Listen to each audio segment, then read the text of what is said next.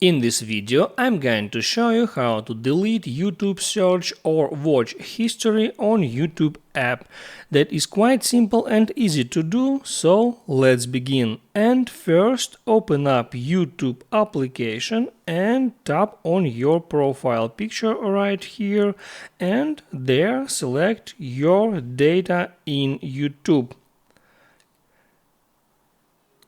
Now on that page scroll all the way down until you find Manage your YouTube search history. Hit on that.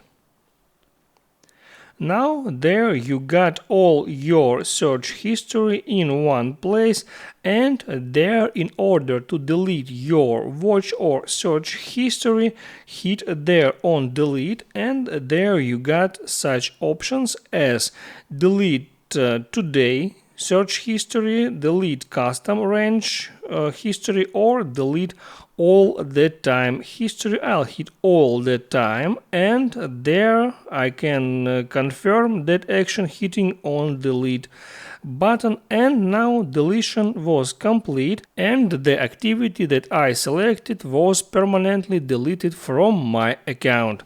That's how it works, guys. Hit the like button and don't forget to subscribe.